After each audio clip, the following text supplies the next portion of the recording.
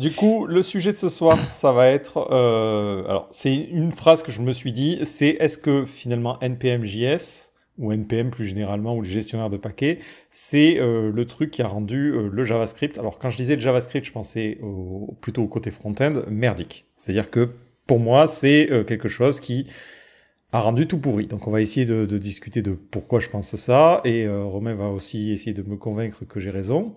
Et... Et voilà. Pour ceux qui te connaissent pas encore, est-ce que tu peux te représenter pour ceux qui te découvriraient Yes, bien sûr. Alors moi c'est Romain, je suis développeur depuis un certain nombre d'années. Je ne compte plus, je sais plus. Ou j'ai la flemme, ça dépend. Et je suis spécialisé dans le JavaScript depuis un certain nombre d'années également. Je ne compte plus. Je suis pas encore mort, encore heureux avec cette technologie. Et du coup, c'est mon dada, voilà. Ok, c'est cool parce que moi je fais pas trop de JavaScript côté serveur, donc tu vas pouvoir nous éclairer sur un peu l'évolution côté Node.js justement. Et je me suis dit, avant de commencer, ça serait peut-être rigolo qu'on réfléchisse à comment on faisait du JavaScript avant, ce côté front-end. Comment on gérait quand on avait plusieurs librairies. Est-ce que tu te souviens déjà des outils qu'on utilisait à ce moment-là? Alors à mon époque, quand j'en faisais, donc c'était en cours. Ce que je me souviens surtout, c'est que je pompais via des CDN. Et il y a un truc que j'ai jamais compris, et peut-être que tu vas m'expliquer ce soir, c'est je me souviens, j'utilisais PHP Storm, et il me proposait de télécharger un local des librairies. Alors ça, c'est un truc que je faisais. Je sais pas à quoi ça servait, mais il le faisait pour moi. Je pense que c'était pour choper les typings ou autre, enfin essayer de faire une pseudo-intelligence dessus. Ouais, bizarre. Mais c'était, je commençais comme ça avec des CDN. Et sinon, ce que je faisais, et c'était horrible, hein, surtout quand je retrouve des vieux projets, c'est que je téléchargeais la librairie en local, je la mettais dans un dossier et je chargeais moi-même à la main le fichier, tout simplement. Et après, on a eu Gulp qui faisait une fusion des fichiers Ouais, JS, en fait, moi, tout le truc muche, quoi. j'ai souvenir de ça en fait. J'ai souvenir que à l'époque, déjà on avait assez peu de librairies finalement. Mais par exemple, typiquement, on avait jQuery 8 et on avait un truc qui dépendait de jQuery 8, donc il fallait concaténer. Enfin, on avait un gulp concat, ou grunt, Ouais. pour ceux qui connaissent. Et du coup, le truc, c'est qu'on devait utiliser... on devait faire gaffe à les importer dans le bon ordre, quoi. Moi, des fois, j'avais un truc où jQuery n'était pas importé, il te disait $, n'existe pas, je comprends rien, c'était l'enfer, quoi. Donc, pendant un moment, ça a été ça. Après, on a eu un truc genre Browserify, je sais pas si tu te souviens, qui faisait un peu ça via un JSON ou un truc comme ça. Browserify faisait ça via NPM, non? Déjà, je crois. Il me semble qu'à un moment donné, on avait un truc où on mettait l'URL du fichier à télécharger et automatiquement, en fait, il venait l'importer. Donc, ça revient un peu à ce que je disais. Peut-être, ouais. Peut-être. Il y a eu beaucoup d'étapes. Je me souviens aussi à l'époque, il y avait Brotli, Gulp et tout ça, justement, où ça nous fusionnait les vieux fichiers. Et il y avait aussi, même encore avant, ce que je faisais, ce qui m'arrivait de faire, c'est dégueulasse, hein. C'est qu'en gros, je vérifiais si une variable était 7. Si elle n'était pas 7, je revérifiais 5 secondes plus tard. Putain, l'enfer. Et ça chargeait les fichiers, du coup, dans le bon ordre, entre guillemets, quoi. Il y a quelqu'un qui dit Bower, justement. Ouais, je crois que c'était ça, le truc qui téléchargeait automatiquement. Ah, alors Bower, sauf erreur, c'était un NPM, mais pour le front seulement. Ouais, si je me souviens bien. C'est ça, mais tu mettais les URL des versions déposées. Et du coup, donc à un moment donné, je sais qu'il y a eu le grand bouleversement, il y a eu Node.js qui est arrivé. Pendant un moment, Node.js a un peu vécu sa vie de son côté. Et il me semble, alors, je crois que c'est avec Webpack, mais je suis pas sûr, que c'est Webpack a commencé à se dire, mais attends, en fait, je pourrais inclure les trucs qui sont dans le dossier Node Module. Est-ce que toi, tu te souviens si c'est ça ou s'il y avait quelque chose avant? Alors, moi, ce que je me souviens, c'était de Browserify en tout premier. Ouais. Et attends, je vais juste en chercher un autre. Je fais juste ma petite recherche Google parce qu'il y a un truc genre Require.js, je crois que c'était ça. Hein. Ouais, Require.js, c'était juste pour le côté module, mais je suis pas sûr qu'il l'auto-chargeait la partie Node Module par contre. Moi, c'est plutôt ça. C'est à partir duquel on a commencé à fouiller dans ce dossier Node Module pour importer les modules. Mais t'es sûr que Require.js le faisait pas? Peut-être pas. Non, je crois que non, peut-être pas. Alors non, mais Browserify en tout cas le faisait. Tu installais ton plugin, ton package avec ton package manager type npm, et après en fait il faisait une sorte de bundle de tes modules et les chargeait correctement, sauf erreur, si je me souviens bien. Ok. Ouais, donc c'est à partir de ce moment-là, en fait, c'est qu'on a commencé à chercher des outils pour bundler les trucs un petit peu, de manière un petit peu plus pratique que concaténer, parce que ça devenait un peu compliqué de traquer les dépendances. À ce moment-là, on a commencé à se reposer sur ça parce que ça existait déjà, en fait, avec Node.js. Bon, côté serveur, c'est toujours très pratique d'avoir un système de gestion de dépendance. Par contre, côté client, côté navigateur, ça pose beaucoup plus de problèmes. Bah, il n'y en avait pas, en fait, tout simplement. Ouais. Ils ont voulu passer par beaucoup de formats différents. Il y a eu le format AMD, là, il y a eu System.js, il y a eu l'UMD et le SM maintenant. Et puis CJS qui est que sur Node, du coup on en a une ribambelle, plein qui sont morts, heureusement. Ouais. Heureusement. Et Browserify, en fait, vraiment le truc quand il est sorti, je me souviens, c'était un peu la hype parce que ça permet d'utiliser toutes ces librairies qui ont été faites sur Node, mais dans le navigateur. Et ça, c'était vraiment un truc cool, quoi, parce que ça nous obligeait, enfin ça nous obligeait pas, mais ça nous permettait d'avoir accès à des millions de librairies. Il y avait quelques millions déjà à l'époque et c'était ouf, quoi. Et justement, moi, c'est le moment où, à partir de là, c'était la descente pour moi. Ça a été la descente. C'était la fin. En fait, je vais essayer d'énumérer un peu les problèmes et tu vas me dire, mais justement, on met déjà le doigt dessus. Le premier problème que moi j'ai avec NPM à l'heure actuelle, c'est que quand on télécharge un module, en fait, on a du mal à savoir comment il a été généré. En fait, est-ce que c'est un module ES6, donc avec la syntaxe que le navigateur comprend, et là c'est le cool, ou est-ce que c'est un truc qui est fait avec Require, donc l'API de Node.js. Alors, Node.js a commencé à passer en ES. Ils ont mis beaucoup de temps à supporter le système de modules. Tu as d'ailleurs peut-être, si tu as l'historique, parce que moi, je n'ai pas trop suivi, mais ça a été le bordel avec les points CJS puis les points MJS. Je sais pas si tu peux nous éclairer un peu dessus. Alors ça, c'est en fait, c'est le créateur, Geoff Dalton de Lodash, qui s'est dit pourquoi pas faire un loader qui va charger les fichiers qui ont .mjs pour les savoir que c'est des fichiers type module, en fait. Mais sauf erreur, ce n'était pas officiel, en fait. C'était vraiment alors je dis peut-être de la merde, hein. Mais si mes souvenirs sont bons, c'était pas officiel. Il a un peu amené l'idée et les gens ont commencé à utiliser ça parce que ça pouvait faire une distinction, en fait, pour les outils, justement. C'est pour ça d'ailleurs qu'on conseille d'utiliser JSX ou TSX plutôt que JS et TS si vous faites du React, parce que comme ça l'outil derrière il sait ce qu'il y a dans ce fichier. Il sait que c'est du module, il sait que c'est du JSX, il va pas bugger, en fait, en l'ouvrant. Et à contrepartie de MJS pour module JavaScript, il y avait CJS pour les CommonJS. Mais j'ai jamais utilisé ça. Parce que je crois que c'est aujourd'hui, quand tu as un projet avec un package.json en type module, si tu veux utiliser un truc qui utilise require, tu mets .cjs. Par contre, quand c'est une dépendance qui est dans notre module, il me semble que s'il voit type module, il sait qu'il va chercher de l'import ES6, sinon il cherche un require, quoi. Alors, sauf erreur, de notre jour, en fait, le problème, c'est un peu comme la partie de la migration Apple là, sur leur nouveau infra aimant, architecture aimant, c'est que y a la spec ESM qui a été proposée en 2016, qui est maintenant dans les navigateurs, et en fait, ils ont mis un long moment à l'ajouter à Node, tout simplement parce que sur Node, on avait déjà une spec qui existait, qui est CommonJS, et il fallait le faire sans casser tout ce qui existait.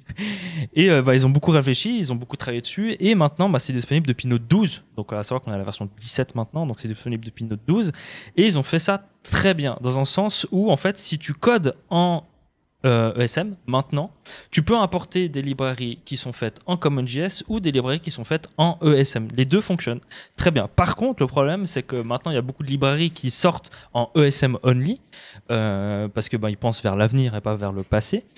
Et le problème, c'est que si toi, tu codes encore en CommonJS, et c'est le cas pour beaucoup de choses, tu pourras pas importer de librairies qui sont faites en ESM. Et ça, c'est le souci pour ceux en fait qui sont encore dans du legacy code ou des trucs comme ça. Tu as des librairies type Got ou Exeka et autres qui se mettent à jour vers des versions ESM only et tu peux plus toi les mettre à jour. Ouais, je sais migrer, que Cinderonus, ou je sais plus comment son pseudo exact, lui il a tout migré en ES.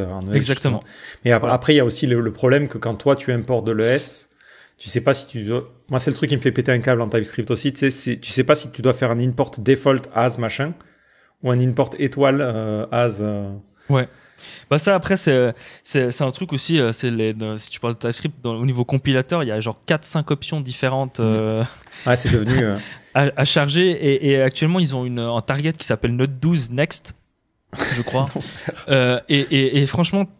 TypeScript n'est pas, je pense, le meilleur élève, on va dire, dans cette migration, parce qu'ils ont plein de problèmes parce qu'il faut savoir en ESM en fait on est obligé, pour ceux qui savent pas de quoi on parle, on est obligé de mettre l'extension du fichier. C'est pour ça que d'ailleurs pour ceux qui font du vue dans Vite, vous êtes obligé maintenant de mettre des points vue à la fin de vos imports parce que comme ça il sait que c'est un point vue qui doit changer, et on est obligé de mettre des points JS. Le problème c'est quand on écrit du TypeScript, eh ben on a envie de mettre un point TS parce qu'on écrit du TypeScript quoi. Et le fichier dans notre file system c'est .ts, et ça ça ne fonctionne pas, il faut mettre un point JS. Voilà. Du coup, vous allez écrire des imports avec .js et vous allez importer au final du TypeScript qui va être compilé. Enfin, c'est tout en schmilblick. Et moi, je rage assez là-dessus sur Twitter à ce niveau-là parce que en fait, c'est une incompréhension complète pour l'entier des gens qui utilisent TypeScript et ça crée d'autres problèmes derrière. Et en fait, ils nous font rire parce que chaque fois ils ferment en disant ça fait 4 ans qu'on discute, maintenant il faut arrêter. Et moi je leur dis bah oui, ça fait 4 ans qu'on discute parce que ça fait 4 ans qu'il y a le problème en fait. il faut le résoudre. Je suis tombé aussi sur cette issue, beaucoup de gens tombent dessus de toute façon quand tu cherches et ils sont complètement obtus sur celle-là, c'est un peu bizarre. Voilà, bah à première vue ils vont peut-être rentrer en discussion pour faire en fait une conversion tout simplement des points TS en points JS à la compilation quoi. Ce qui leur prend rien, hein, on va dire. Et justement sur ce point-là, est-ce que tu penses, alors moi c'est au niveau de NPM.js que j'ai quand même pas mal de problèmes, mais ils devraient vraiment, à mon sens, catégoriser en fait les librairies. Moi le problème qu'il y a, c'est que le JavaScript a connu des évolutions. On a en plus le navigateur et Node.js qui fonctionnent avec différentes vitesses. Et le problème à l'heure actuelle, c'est que quand je vois un package sur NPM.js, déjà, j'ai pas accès facilement au code source. C'est-à-dire que tu peux pas voir la version qui est compilée, qui est publiée. Et en plus de ça, tu sais pas à l'avance sur quoi tu vas tomber, si c'est un module ES6 ou pas, quoi. Et en plus, il y en a encore qui vont plus loin, c'est qu'ils publient carrément des points vus directement sur NPM.js en partant du principe que toi, tu vas les inclure ou ce genre de choses. Et moi, le gros problème que j'ai, c'est que je me dis, est-ce que finalement, c'est pas un mauvais gestionnaire de paquets pour tout gérer? En fait, on essaie de tout foutre dedans et c'est pas idéal, quoi. Ouais, bah en fait, je sais pas si le problème c'est NPM ou c'est comment les gens l'utilisent. C'est un peu toujours le même schmilblick, hein, pour faire référence, c'est un peu pareil pour la blockchain. La blockchain c'est un outil génial, mais il y a des gens qui font des NFT de merde dessus. Et on parle que des NFT de merde, tu vois, on parle pas de l'outil derrière. Ouais. Pour moi, NPM c'est un peu pareil. L'autre problème par contre que je trouve d'NPM, c'est qu'NPM c'est quand même une société qui a été rachetée par Microsoft, mais leur but c'est quand même un peu de faire de la thune. Et malheureusement, tu vois, tu parlais du fait que sur NPM, en fait, pour ceux qui ne le savent pas, hein, on publie un code source, c'est un zip, et c'est pas forcément que le code que vous avez à disposition sur GitHub. Donc sur GitHub, vous pouvez avoir un truc clean, et sur NPM, vous avez un truc vérolé, etc., etc. Et ils ont sorti un explorateur de fichiers sur NPM justement pour voir le code publié. Mais le truc, c'est qu'il est disponible que à ceux qui payent, pour le moment en tout cas. Je sais pas s'ils comptent l'ouvrir dans un futur, mais c'est dispo qu'à ceux qui payent. Et je trouve ça d'une débilité même, parce que c'est un principe de sécurité où si tu as envie d'auditer et de voir ce que tu as, eh ben, tu devrais pouvoir y avoir accès. Je trouve ça dommage. Et je suis d'accord avec toi au sujet de pouvoir avoir des tags, en fait. Et il y a déjà des tags, entre guillemets, sur NPM. Par exemple, qui t'informent si le package est typé au niveau TypeScript. Ouais, ça, c'est pas mal. Hein. Et pour moi, il devrait effectivement rajouter que quand tu as un type module dans le code, ben, il t'affiche ESM ready, ou je sais pas, comme tu as... sur se faire Bundlephobia ou autre, il te dit Tree-Shakeable Ready ou autre pour en fait t'informer un peu de ce que tu télécharges, quoi. Si je compare à PHP, par exemple, dans PHP, dans notre composer.json, typiquement, on va dire j'ai besoin de telle version de PHP, j'ai besoin de telle extension avec peut-être telle version, et du coup, après, moi, quand je regarde un paquet, je sais à l'avance. Là, je sais pas s'il a été écrit avec des var, des const, je sais pas, en fait, c'est un vrai enfer. Et justement, ce que tu disais est intéressant parce que ça m'amène à l'autre point. Le gros problème que j'ai avec NPM par rapport à Ruby ou autre, c'est que ce qui est publié sur NPM.js, finalement, c'est le résultat d'un build. Alors en soi, c'est pas forcément si nouveau. On l'a aussi pour les packages sur Linux, typiquement. Mais sur Linux, c'est audité, validé, et on fait confiance à quelqu'un, quoi. Bon, sur Linux, c'est aussi beaucoup build sur le PC en même temps. Ouais, mais beaucoup de paquets quand tu fais un apt install, ça passe direct, quoi. Et le truc, c'est que, est-ce que tu penses pas qu'à un moment donné, on devrait se poser la question, est-ce que finalement, le code que l'on publie sur NPM, il devrait plutôt être versionné, et on devrait l'avoir sur un dépôt GitHub. On devrait pas envoyer un zip qui est un truc qu'on a généré via un outil de CI ou via un truc, et en fait c'est super chiant à auditer, le code est absolument illisible les 3 quarts du temps, donc c'est un peu compliqué, quoi. Ouais. Bah, je vais revenir sur 2 points que tu as cités. Le premier, c'est le fait qu'on va pas télécharger le code qui est à disposition. Et ça, je suis pas trop d'accord avec toi.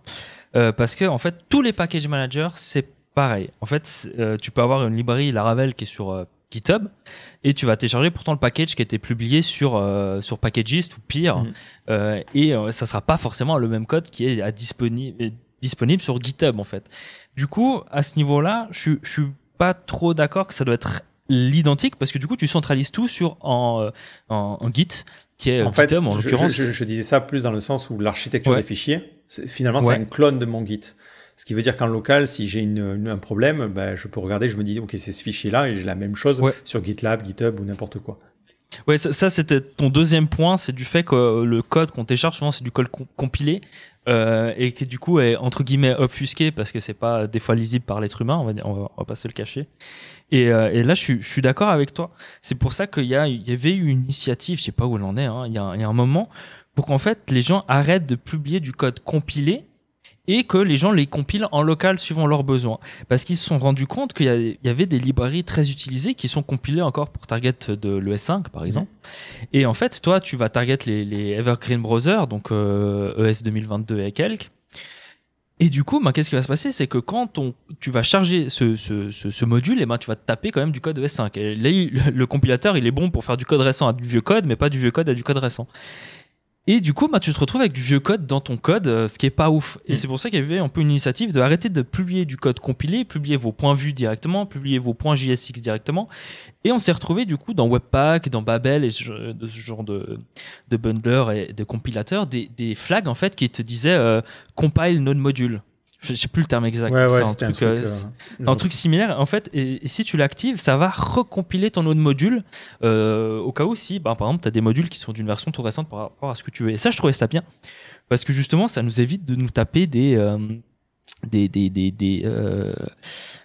fichiers compilés qui sont pas ouf à relire, quoi. Le problème, c'est que ça faisait pas forcément le tri, ça recompilait des trucs qui étaient écrits en ES5. C'est pour ça qu'on rejoint un peu le problème des tags. Ça aurait été bien d'avoir par exemple, le target en disant je suis à minima à quelle version de l'ECMAScript à quelle version de l'ECMAScript correspond ce code, ou si on imagine, mais ça serait beaucoup plus chiant à mon sens à mettre en place en tant que créateur de librairie, serait que un peu comme autopréfixeur, tu dis quelle version des navigateurs tu as testé, à partir de quelle version tu sais que ça fonctionne, et comme ça pourrait être utilisé, quoi. Ouais, après, tu as aussi le moyen de build plusieurs versions si c'est ton objectif de fournir une version buildée, quoi. Bah ça, c'était... comment il s'appelle? C'est pas ceux qu'on fait remix? Non, je sais plus. Ceux qui avaient fait un gestionnaire de paquets alternatif et ils voulaient compiler à la volée, ouais. Il y en a plusieurs, mais dans le sens, par exemple, celui qui a fait Preact, il a sorti Microbundle qui en fait va lire tout simplement tes exports dans le package.json, parce que dans le package.json on peut définir plusieurs exports, on peut dire export navigateur, export node, export ESM, export CJS, etc. Et lui va automatiquement compiler suivant les targets que tu veux, et du coup en fait le bundler sait lequel charger par la suite, rollup, webpack, etc. Et ça c'est une idée, mais on revient au problème, on fournit du code build en fait. Ouais, de toute façon, dans un monde idéal, on s'imagine dans un futur où tout le monde fait de l'ES6, on s'en mêlera plus, quoi, normalement. Logiquement, moins. Après, il y a toujours des vieilles librairies. Le problème, en fait, à nouveau, je pense pas que ça soit vraiment l'outil, c'est plus ce que les gens en font. Et on se retrouve souvent dans un souci de dependency L, surtout en JS, parce qu'il y a plein de petits modules super intéressants, et c'est pas eux le problème. Le problème, c'est quand tu as un module qui est pas très utile, mais qui est beaucoup utilisé, et qui est écrit dans un très vieux format, on va dire, et les gens continuent d'utiliser. Et c'est plus ça le problème, c'est qu'en fait, les gens ne font pas attention à ce qu'ils installent. Et c'est le problème en JS, mais c'est le problème partout. Hein. Même si on oublie complètement les langages de développement, hein, on peut faire allusion à le point .exe que vous exécutez sur votre machine alors que vous n'avez aucune idée de ce qu'il y a dans le code. Même si vous avez le code source sur GitHub, l'exec que vous avez téléchargé vous dit que c'est le même, que c'est le code compilé depuis le code que vous voyez sur GitHub. Et les gens font pas attention à ça. Et ça crée des problèmes de sécurité de fou. Et moi, je suis même étonné qu'il n'y a pas plus de problèmes à ce niveau-là. Il y a eu plusieurs études sur le sujet au niveau des hackers qui essaient de... Je sais plus le terme exact, mais tu sais, quand tu prends un nom et tu modifies genre 2-3 lettres... Ouais, c'est le typo squatting. Ouais, exactement. Voilà. Et il y avait quelqu'un qui avait fait du typo squatting sur des packages. Et ça marchait de ouf. Il y a quelqu'un aussi qui avait fait un autre Une autre attaque où en fait, il faut savoir que sur NPM ou autre, hein, pas forcément que NPM, mais vous avez moyen d'avoir un repository privé qui contient vos packages et en fait, il va d'abord taper dans ce repository privé et s'il trouve un package à l'installer, sinon il va taper plus loin dans le vrai. Et il y a quelqu'un qui s'était amusé à regarder, analyser du code source genre de Microsoft, etc. Et il a vu qu'ils utilisaient une librairie qui n'existe pas sur NPM. Et du coup, il s'est dit, moi, je la publie sur NPM. Et qu'est-ce qui s'est passé? Il y avait un dev qui avait mal configuré son setup. Et du coup, ça n'a pas tapé dans le bon package repository. Et il s'est retrouvé à installer la dépendance qui était vérolée, entre guillemets, c'était pas le but, du type, quoi. Et ça, en fait, c'est un truc que je trouve ouf. C'est le manque de sécurité à ce niveau-là, mais c'est pas le problème de l'outil, c'est plus de l'organisation, des gens, comment ils s'organisent. Pour moi, ça peut être un peu le problème de l'outil, dans le sens où je vois comment Composer on a géré ça, côté PHP. C'est que côté PHP, une librairie est toujours préfixée par l'administration, et ensuite c'est / la librairie que tu veux. Donc par exemple, quand Symfony publie quelque chose, c'est Symfony / quelque chose. L'avantage, c'est que des développeurs sont connus, et par exemple, je sais que Symfony, je peux lui faire confiance. Donc, n'importe quel paquet, c'est une notion de confiance. Ouais. Pareil, sur Node.js, on a des développeurs qui sont très bons, en lesquels on peut entièrement avoir confiance. Le problème, c'est que leurs paquets, on n'a pas forcément moyen de vachement les différencier. Alors que si, par exemple, je voyais un paquet avec son nom / quelque chose, je me dirais, OK, dans la liste des choix qui me sont offerts, celui-là, il serait quand même pas mal. Je sais que maintenant, on a un arrobase quelque chose pour une organisation, mais ça, pareil, c'est à mon avis une décision qui aurait dû être prise beaucoup plus tôt, quoi. Et à mon avis, ça devrait être mis en obligatoire. Ouais. Mais ça, je suis d'accord. Je sais pas pourquoi des paquets ultra connus, pour citer celui que tu as cité avant, Synresaurus, il a des centaines de paquets, si c'est pas des milliers. Et vous en avez tous utilisé de Synresaurus. Rien que Got, c'est un des plus utilisés, je pense. Et je comprends pas pourquoi il le met pas sous en orgname, quoi. C'est-à-dire en arrobas quelque chose. Et même s'il veut pas mettre arrobas Synresaurus parce que c'est trop long, il peut mettre arrobas Syn. Par exemple, tu vois, et c'est pour ça qu'après, il y a des entreprises qui font, et ça on le retrouve souvent, on peut remarquer sur GitHub, c'est qu'elles vont forker des repositories pour avoir le contrôle sur le code qu'ils vont installer, et puis elles peuvent installer directement depuis GitHub. NPM vous oblige pas d'installer depuis, Yarn, NPM, PNPM, tous confondus, vous oblige pas d'installer via le protocole le registre de NPM, vous pouvez installer tout à fait depuis un repo GitHub. Et souvent, ce qui se fait, c'est que les gens, dans des grosses boîtes, on va dire, normalement, votre code doit être audité, il doit être validé par des juristes pour tout ce qui est licence, même si la plupart des gens n'ont rien à foutre, il faut quand même vérifier que les licences sont compatibles avec vous. Et après, tu vas forker le code, tu vas le stopper du coup en temps T, et tu vas le télécharger depuis ce temps T sur GitHub, quoi. Et c'est une solution en soi.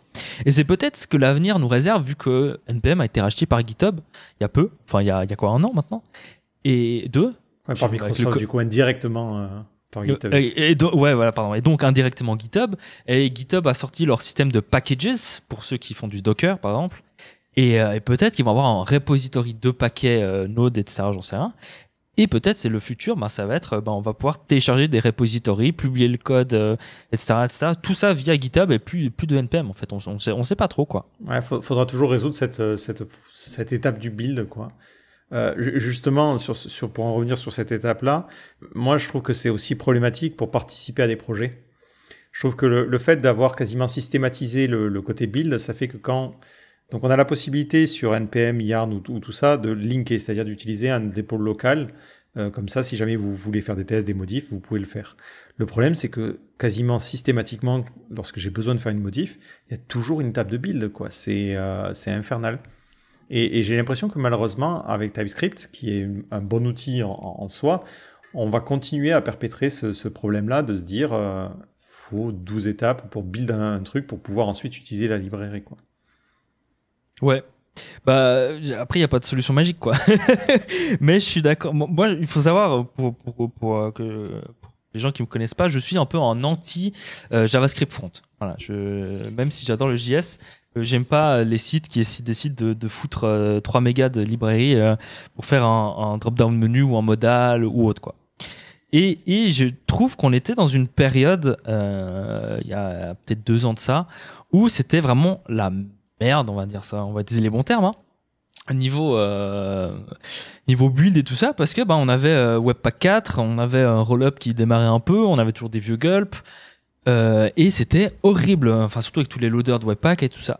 Et je pense que depuis un an et demi maintenant, avec justement Vite, avec peut-être Rollup qui s'est un peu plus développé, avec Snowpack qui arrive aussi un peu, qui montre une autre manière de faire, je pense qu'en fait on se dirige vers quelque chose qui est beaucoup plus simple et beaucoup plus propre à l'utilisation.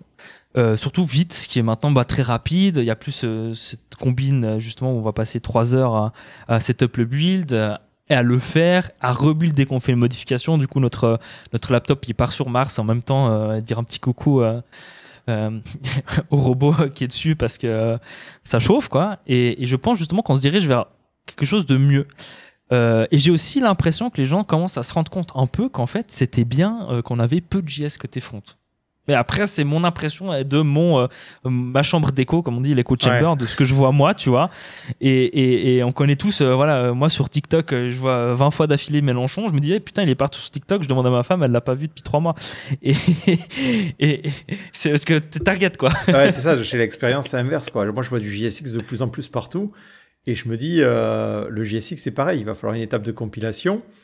Alors, tu compiles d'abord avec Webpack, puis tu réalises que c'est un peu de la merde. Alors, tu essaies d'utiliser ESBuild, mais tu n'as pas le tree checking, donc tu utilises Vite, mais Vite, il galère sur les imports par défaut. Donc, du coup, il y a des packages qui ne fonctionnent pas. Et en fait, tu commences à passer plus de temps à essayer de débugger les outils de build pour arriver à ta solution, quoi. Et c'est vraiment, vraiment infernal, quoi. Et notamment, le côté tree checking qui est intéressant, c'est que quand on fait du Node ou quand on fait n'importe quel langage côté serveur, on se fiche un petit peu de la quantité de code qu'on va importer. Parce que ce qui va compter, c'est finalement le code qui est exécuté, même si c'est pas plaisant d'avoir 300 mégas de librairie. Mais côté front, c'est plus chiant parce qu'on doit filtrer, quoi. Donc, le système de modules fait que si j'importe A et B depuis un package, je veux juste avoir le code de A et B. Je veux pas le code de toutes les dépendances qui sont dedans, quoi. C'est ce qui a fait qu'à un moment donné, on a dû... Lodash a été séparé, quoi. Lodash a été séparé pour cette raison-là, quoi. Et le gros problème du front, je dirais plus que c'est qu'on ne maîtrise pas l'environnement. C'est-à-dire que ça peut très bien tourner sur un téléphone, ça peut tourner sur une montre, ça peut tourner sur une télé, ça peut tourner dans une voiture, sur votre ordinateur. Et en même temps, du coup, c'est quelque chose qui doit être envoyé au client. Donc, il faut faire attention à la taille. Et il faut faire attention de où ça tourne. Et malheureusement, ça peut tourner tellement partout qu'en fait, je pense pas que le problème soit ni JS, ni NPM, ni autre, mais c'est plutôt la contrainte de que ça doit tourner partout et que ça doit être léger à la fois. Et c'est ça, je pense, le gros problème. Ouais, je suis d'accord avec toi, mais j'ai l'impression qu'aussi Node.js, mine de rien, au fil des versions, on a quand même pas mal de choses qui ont été... En fait, si je compare à PHP, par exemple, j'ai l'impression que les mises à jour sont plus soft, quoi. J'ai rarement des trucs qui pètent toutes les 2 secondes. Alors qu'avec Node.js, j'ai l'impression que, par exemple, entre la 12 et la dernière, là, on a eu pas mal de modifs. Alors, certes, ça fait quand même pas mal d'années entre les deux, mais c'est difficile de savoir à l'avance.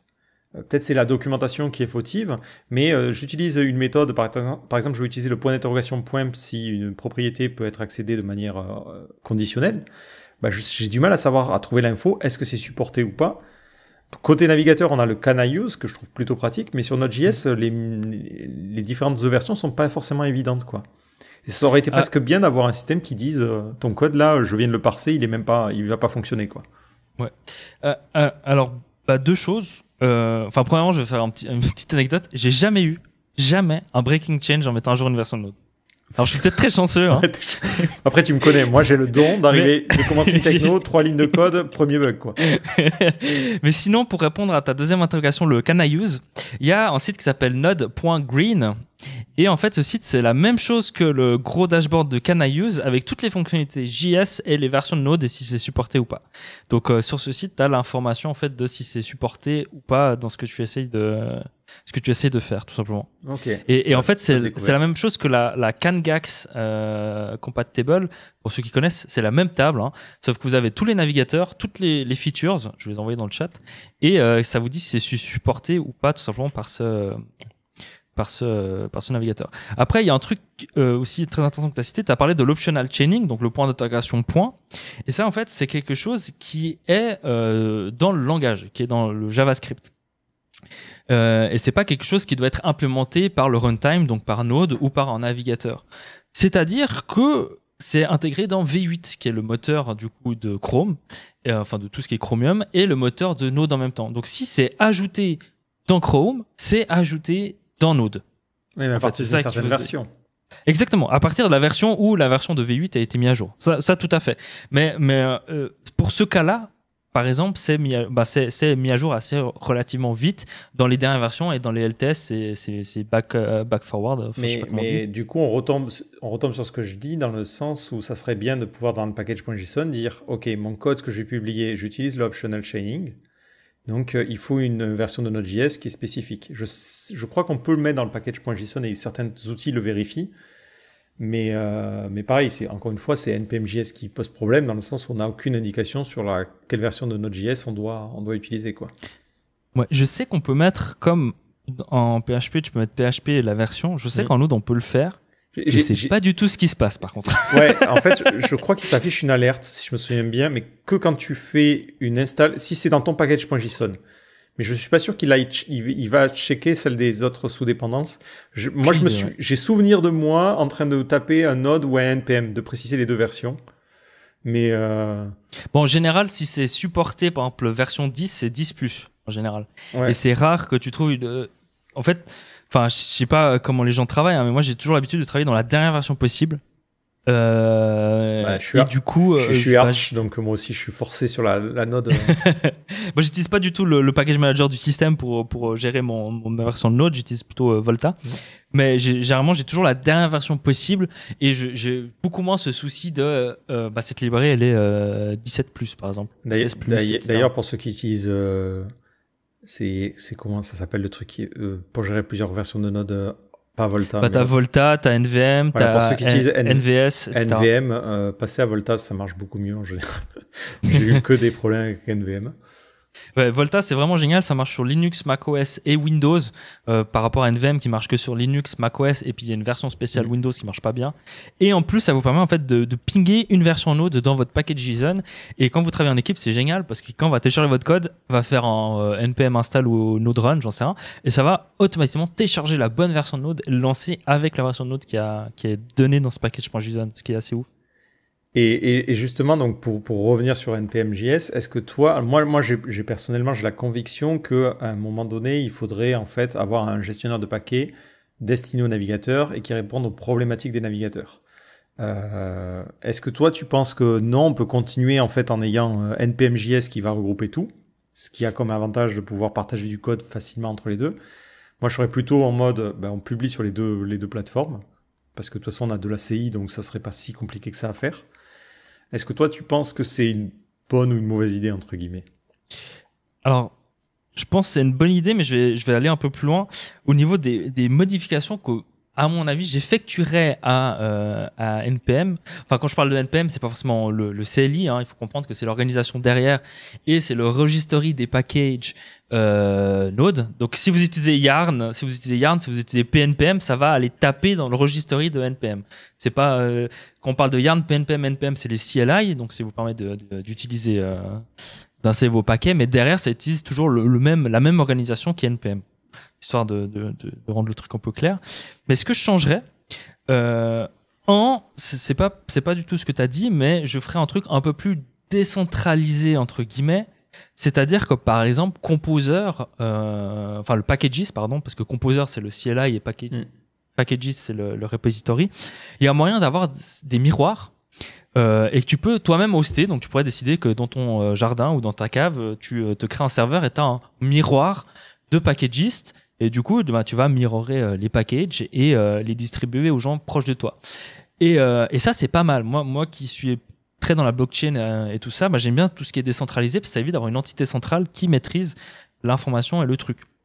Et là, actuellement, NPM, on peut pas faire un miroir officiel facilement. Et deux, il y a aucun moyen en fait d'avoir vraiment des infos de qu'est-ce qui tourne derrière, en fait. C'est-à-dire que du jour au lendemain, NPM pourrait décider de tuer leur registry, et voilà quoi. Il y aurait plus de paquets, il y aurait plus rien. La vista la bella, on se casse quoi. Et ça, c'est une modification que j'aimerais bien qu'ils fassent dans un futur. Et sinon, le deuxième truc que tu as dit, c'est d'avoir un package manager dédié au front. Alors pour ma part, je fais beaucoup de nodes en back. Et le problème, en fait, que les gens ne voient pas forcément, par exemple toi ou autres qui font du PHP en back et du node en front, c'est que vous avez votre repository, votre fichier votre dossier où vous allez développer, et vous avez du coup votre composer.json et vous avez votre package.json, et la vie est belle. Vous avez votre vendor, c'est les dépendances back, et vous avez votre petit node module qui est vos dépendances front. Le problème, c'est quand on fait du node en back, on se retrouve avec un package JSON qui va mixer les dépendances front et les dépendances back. Et ça, je trouve ça horrible. C'est-à-dire qu'on se retrouve avec un package.json énorme, en fait, avec un mix de dépendances qui vont tout faire. Et on peut pas se concentrer seulement sur le back ou sur le front. C'est un peu un gros mix de tout. Et c'est le problème aussi avec les outils de build, par exemple TypeScript. Parce que ton TypeScript qui va compiler ton front ou ton TypeScript qui va compiler ton back, il a pas la même config, etc. Et ce que je verrais bien, c'est plutôt pas un package manager dédié, mais peut-être un fichier différent, genre un package.server.json et un package.client.json, et qui permet en fait de vraiment spécifier deux trucs séparés pour avoir des dépendances séparées, etc., des audits séparés, parce que j'en ai rien à foutre que mon Webpack Dev Server il ait des failles de sécurité quand je fais une application de l'autre, tu vois. Ouais, c'est ça. Et ça, pour moi, c'est un gros problème que je remarque à chaque fois que je me relance dans un projet justement qui est pas séparé, parce que je suis passé dans le mode je sépare le front et le back pour éviter ce genre de soucis. Mais dès que je suis dans un projet où il y a tout en même temps, ça me saoule au possible d'avoir vraiment un package JSON qui fait 300 km de long, parce que j'ai tout mixé en même temps, quoi. Et il y a quelqu'un qui demande justement, est-ce que ce serait pas plus simple de faire deux dossiers, tout simplement, en ayant à la limite deux packages.json. Alors, on sait qu'il y a des solutions comme PNPM qui justement permettent d'avoir du sorte de monorepo qui permettrait de solutionner ce problème-là. Est-ce que tu penses que c'est une bonne solution ou non? Il faut aller un peu oui, plus oui, loin. c'est tout à fait une bonne solution, et c'est pour ça que je disais que j'ai commencé à faire beaucoup ça en utilisant Next, etc., pour vraiment avoir un truc, deux stacks séparés, deux applications séparées. Mais le problème, en fait, c'est quand c'est vraiment lié. Par exemple, quand tu fais du Laravel avec Laravel Mix, ou du Adonis avec Symfony encore, ou Laravel Mix aussi, en fait, tout est un peu lié, quoi. Et tu peux pas séparer vraiment, parce que ta gestion des assets, elle est comprise dans le framework que tu utilises, dans les libs que tu utilises. Et tu peux pas vraiment séparer ça. C'est vraiment, parce que c'est pas comme si tu faisais un gros truc séparé avec Next, avec une installation vite, et tout ce truc muche, Create React App ou j'en sais rien. C'est vraiment que c'est build en même temps dans ton app. C'est plutôt des projets légers à ce niveau-là. Ouais. Tu vas genre installer juste Alpine, Luxon peut-être pour gérer les dates. Tu vas peut-être installer Bootstrap, Flatpicker et des trucs comme ça. Mais c'est vraiment généralement en front léger niveau JS à ce niveau-là. Et ça vaut pas la peine de séparer en deux dossiers distincts, je pense.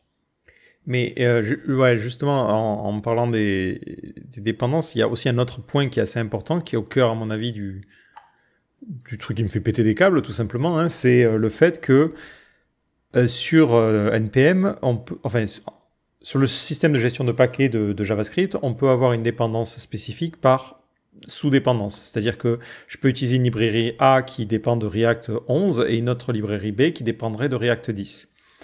Dans PHP, typiquement, si on essaie de cette situation-là, il nous dit tout simplement, tu peux pas installer A et B, parce que A et B dépendent d'un module C qui n'a pas la bonne version. Donc, il bloque et point barre. Donc, ça oblige, en fait, l'écosystème à avancer. On le voit quand il y a une nouvelle version de PHP, tout le monde doit mettre à jour ses composers.json et ça force tout l'écosystème à évoluer. J'ai l'impression qu'avec NPM.js, vu que on peut avoir quelqu'un qui dépend d'une ancienne version d'une librairie, c'est pas bien grave, il peut continuer à la garder. Et aujourd'hui, le problème, c'est que quand je fais du front, ça m'arrive souvent de me retrouver avec 4 ou 5 fois la même occurrence de la librairie, mais juste avec des versions différentes. Et ça, pareil, j'aimerais bien, moi, qu'un nouveau gestionnaire de paquets qui arrive dise, non, nous, on va fonctionner avec le système un peu plus chiant à la PHP, je crois que Ruby fait ça aussi, mais je suis pas sûr, en disant, les dépendances sont aplaties, et si tu as des dépendances qui n'ont pas les mêmes versions, c'est foutu. C'est ce que tu peux faire un peu avec les peer deps en fait. C'est-à-dire que tu dis ce package demande d'avoir React version 16 ou plus, mais c'est pas moi qui vais l'installer. Ouais, c'est le concept de faire des peer deps. Après, si les gens l'utilisent pas, est-ce que c'est le problème ce système de peer deps, pareil, une fois sur deux, il s'installe pas, quoi. Tu comprends pas vraiment ce que tu dois faire. Il y a aucune indication. Et suivant le gestionnaire de paquets que tu utilises, c'est vraiment foireux, quoi. Et souvent, tu te retrouves en plus à le mettre en peer deps et le mettre en deps aussi parce que tu en as besoin, toi, en local quand tu travailles dessus. Typiquement, React, si tu crées une librairie, tu as besoin de React pendant que tu la testes, tu as besoin de React et tout. Et tu vas aussi en plus le mettre en peer dependencies, ce qui est bizarre. Dans ce cas-là, il faut le mettre en dev et en peer. Ouais. Mais je vois tout à fait le problème. De tête, là, comme ça, je me souviens pas exactement comment ça fonctionne. Mais il me semble que depuis NPM 6 ou 7, 6, je crois, il installe automatiquement les peer deps. 7? Je sais plus, une version récente ou pas, et ça a causé beaucoup de problèmes parce que justement les gens se sont rendus compte que il y avait plein de soucis au niveau des peer dépendances dans leur projet, comme tu disais justement. Et sauf erreur, il te fait NPM en fait va te faire des warnings et va te dire ah non je peux pas installer cette dépendance parce qu'elle demande React 16 et toi tu as React 15 dans ton projet et je ne peux pas l'installer, et il va te faire un gros warning dans la console. Parce que justement je crois que c'était sur Quant. J'ai une peer deps qui demande React 14, j'installe React 16, il me disait rien, quoi. Il me disait ok, c'est bon, no problème. Parce que peut-être qu'elle demandait React 14 et plus. Non, c'est moi qui avais fait le peer deps, donc j'avais vraiment une version précise. Et j'espérais justement que, en fait, j'avais 2 librairies qui avaient des peer deps qui n'étaient pas compatibles l'une avec l'autre, et pourtant ils s'en foutaient. Donc en fait, c'est très difficilement prévisible, je trouve, comme gestionnaire de paquets par rapport à ce que je peux connaître avec d'autres choses. Et alors après, c'est peut-être moi qui me souviens trop souvent des mauvaises expériences, mais j'ai pas l'impression d'avoir eu autant d'emmerdes avec Composer ou les gemmes Ruby, quoi. J'ai pas beaucoup utilisé les autres, donc j'ai pas trop d'avis. Mais c'est des remarques tout à fait pertinentes sur NPM, et se faire, PNPM aide encore en moins ça, parce que du coup, chaque package aura ses dépendances à elle. Donc même si tu installes, je crois que c'était le cas aussi pour NPM, il essayait de mettre en flat ton node module, et s'il avait des dépendances précises d'une version qui n'était pas pouvoir flatter, flatter, on se comprend, à la racine, il le mettait dans un sous-node module. Ouais, me semble qu'il fonctionne comme ça. Pour ceux qui voient pas trop, en fait, ce qui se passe, c'est que si tu avais 2 versions identiques de la même dépendance, elle était remise à un niveau. Ça mène à des problèmes quand tu travailles côté front.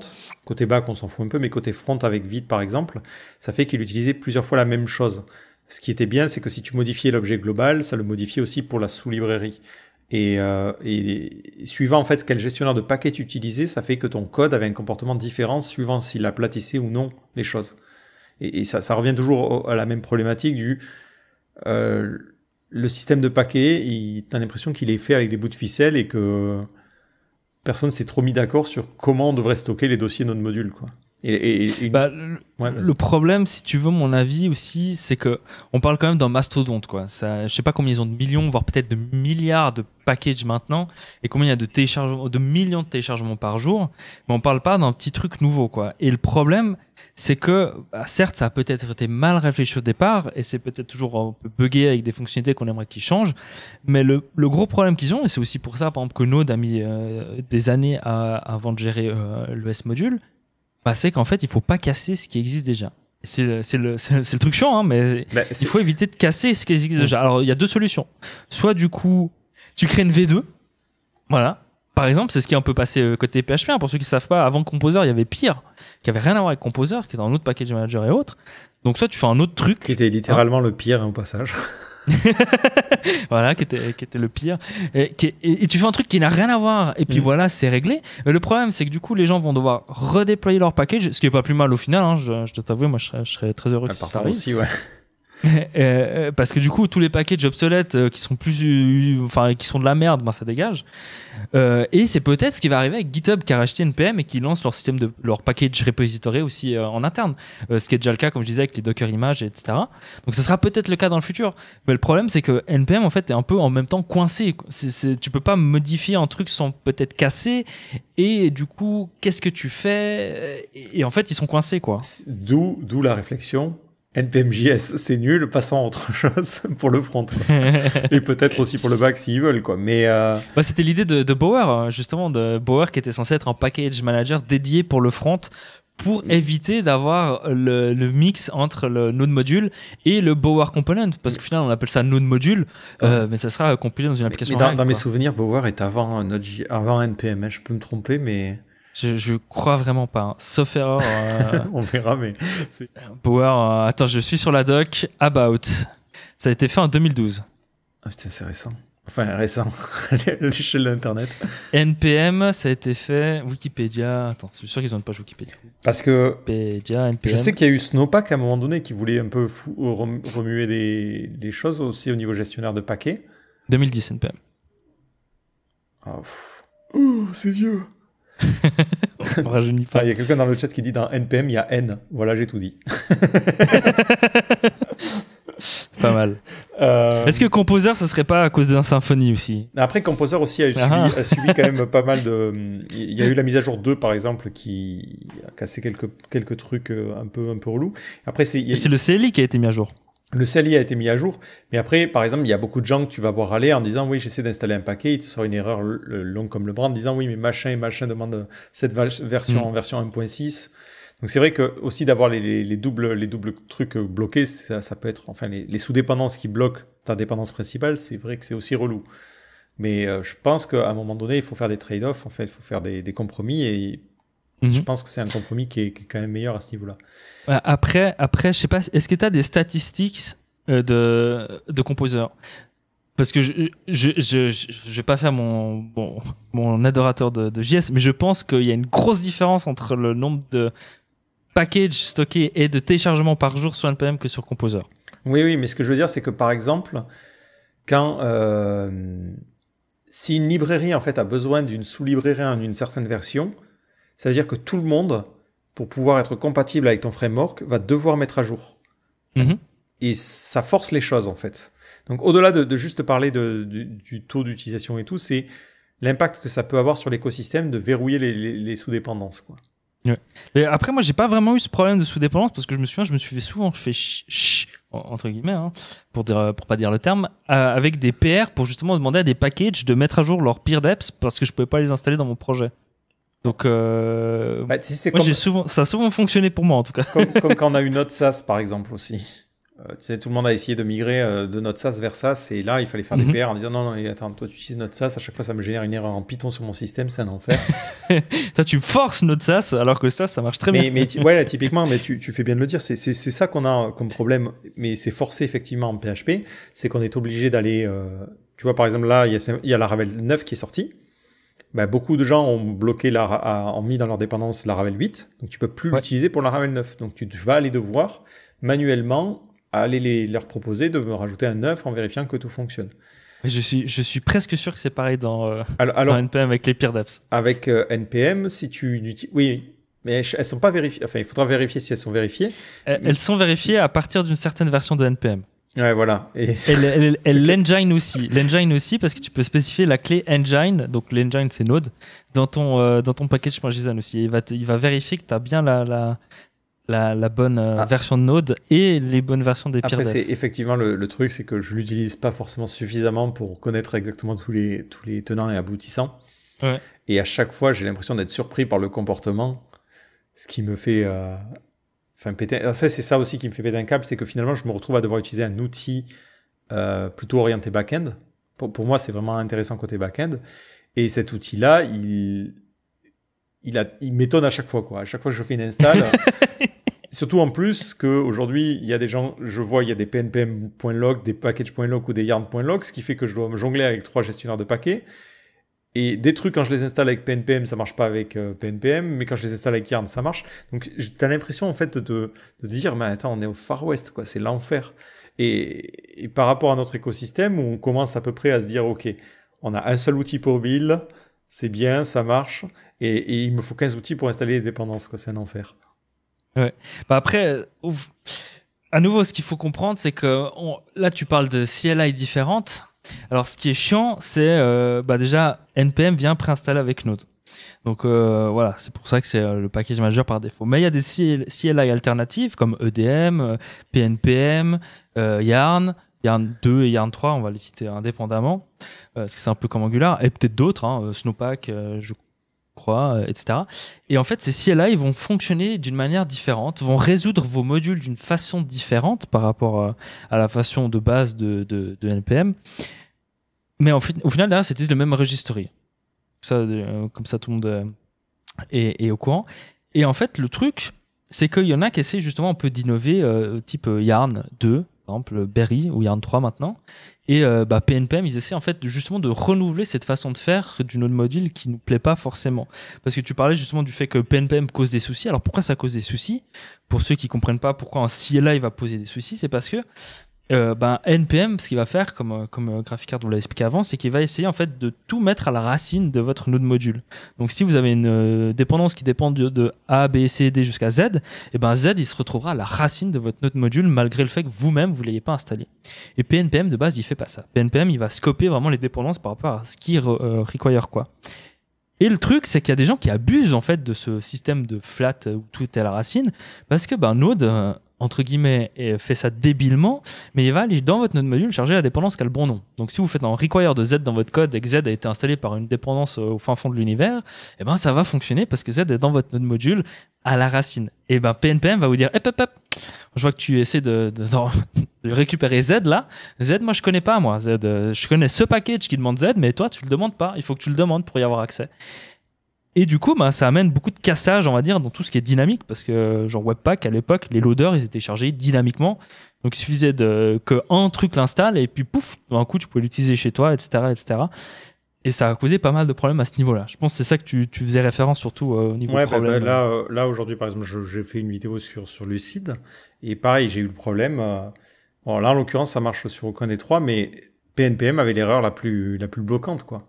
Yarn et NPM avaient à peu près le comportement, mais PNPM, il vient pas de nulle part non plus. C'est-à-dire que quand je fais un NPM, on a des temps d'installation qui sont invraisemblables, quoi. C'est super, super long et super relou. Et c'est pour ça aussi que je me dis qu'un autre outil pourrait permettre de simplifier un petit peu le travail, surtout que si on suit des specs navigateurs où on a des problématiques un peu différentes, on pourrait avoir un gestionnaire de paquets qui serait pour le coup plus efficace en se disant dès le début, on fout tout à plat. On peut le faire si on se dit qu'on a des dépendances qui peuvent pas être croisées, et ça permettrait d'avoir un truc qui s'installerait plus vite et qui serait beaucoup plus prévisible en fait. Parce que là, j'imagine que quelqu'un qui développe un truc comme Vite, il doit galérer pour savoir où est-ce que je dois chercher mon fichier, quoi. Ouais, niveau rapidité, je sais pas trop d'où vient le souci. C'est aussi le fait qu'on télécharge la terre entière, je pense, à chaque fois qu'on va installer un truc, et que c'est, à mon avis, centralisé. Pour moi, ça, c'est un gros point, un souci. Par exemple, un Composer, enfin, un nouveau packagiste, ils ont des miroirs dans différents pays, dans différents continents, et en plus des miroirs personnel entre guillemets, un peu comme votre Windows, pour ceux qui savent pas, je vous invite à désactiver cette option, mais dans votre Windows il y a une option qui est cochée par défaut, qui est active peut-être plus maintenant, qui en fait vous permettre que si jamais quelqu'un dans votre quartier veut mettre à jour Windows, il va pouvoir télécharger la mise à jour chez vous au lieu d'aller les télécharger sur les serveurs de Microsoft. C'est un peu du peer-to-peer. Il y a la même chose sur Steam, etc. Pas terrible. Alors c'est pas ouf si c'est activé de base, sinon c'est plutôt sympa pour des LAN parties ou autres. Mais Steam fournit le même système. Si vous avez par exemple chez vous 4 PC gaming, rien ne vous empêche d'avoir un petit serveur qui va permettre de faire proxy Steam, et vous allez pointer sur ce proxy serveur, et en fait ce proxy serveur va télécharger votre jeu, et après il sera téléchargé en local chez les 4 PC, 5 PC, 6 PC que vous avez, ce qui est très pratique pour les LAN parties quand vous avez 2000 machines branchées en même temps sur le réseau, quoi. Et le problème, c'est que NPM, à nouveau, c'est pas décentralisé. Et du coup, je pense qu'ils se ramassent toute la charge dans la gueule, en fait. Et j'ai pas envie d'avoir leur facture en fin de mois. Si tu veux mon avis, ça doit être salé et ça cause la lenteur, quoi. Tu dis pas que c'est que leur faute, parce que pourquoi un CLI arriverait à être plus rapide, du coup? Y a pas de CLI plus rapide, en fait. Parce que moi, chez moi, vraiment, entre PNPM et... Après, PNPM a le gros avantage, en fait, d'utiliser à mort le cache, quoi. Fonctionne pas la même chose. En fait, NPM va télécharger à chaque fois les dépendances et les mettre dans un pseudo cache local que tu peux activer. Et PNPM, ce qu'il va faire, c'est qu'il va les télécharger une fois. Et si elle existe déjà, il va pas la télécharger, il va la réutiliser. Ce qui est des fois un peu problématique si tu fais des monkey patching dans ton node module, parce que tu vas monkey patcher pour tous tes projets. Mais sinon, c'est ultra pratique, et c'est pour ça que moi j'adore utiliser PNPM, et j'utilise que ça. Ça m'évite de lancer un npkill, pour ceux qui connaissent pas, npx, npkill. Ça va scanner votre disque, trouver tous les nodes modules, et vous allez pouvoir les cleaner en parent en mode interactif. Ce qui est assez rigolo, parce que vous pouvez voir à la fin que vous avez cleané 16 Go d'espace disque pour les vieux projets que vous n'utilisiez plus, quoi. C'est vraiment sympa. Et pour moi, en fait, il fonctionne de cette manière, ce qui est complètement différent. Mais quand tu regardes par exemple Yarn 2, ça fonctionne encore d'une manière différente. Yarn 2, il va télécharger les pointards et il va tout simplement pas les dézipper. Donc tu vas te retrouver en fait avec un dossier avec tous les tars téléchargés, et il va écraser le système de chargement de fichiers de Node pour aller charger dans ses pointards les fichiers plutôt que d'aller les copier sur le disque. Et tu dois publier sur GitHub, sur ton repository, les dépendances. Comme ça, en fait, tu as un zéro. C'est pour ça qu'ils ont appelé ça un zéro dependency machin. Je ne sais plus le terme exact qu'ils ont utilisé. Parce qu'en fait, quand tu vas faire un git clone, tu vas télécharger les dépendances en même temps parce qu'elles sont dans ton package. Et en fait, ils essaient tous un peu d'essayer de trouver justement une meilleure solution pour régler ces problèmes. Mais le problème, pour moi, il est plus profond. Si tu veux mon avis, le problème, il est aussi du fait que, je sais pas pourquoi, hein, mais j'ai l'impression que les devs JavaScript, ils aiment bien avoir des petits modules et qui font une chose, mais qui le font bien. Alors, c'est une phrase que j'ai déjà entendue, que je me souviens plus du tout d'où je l'ai entendue, c'est peut-être dans un truc Linux. Mais faire un truc et le faire bien. Et tu te retrouves avec des modules de merde qui servent à rien et qui sont toujours utilisés. Et tu te retrouves avec des modules. C'est rare les gens qui vont vérifier en fait ce qu'ils installent.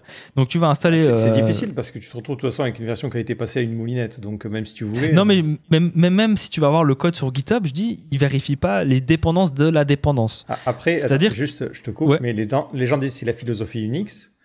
Sauf que sur Unix, sur mon système, j'ai pas 60 000 versions de LS quoi. Tout le monde s'est mis d'accord, LS c'est le meilleur truc, boum, on distribue LS, on va pas distribuer tous les shells, tu vois, pareil aussi avec les shells, ta bash, ouais, je dis ça, il y en a deux, quoi. Je suis pas d'accord avec toi parce que, pour reprendre l'exemple de LS est un très vieux logiciel qui a été développé par GNU, enfin par l'équipe de base.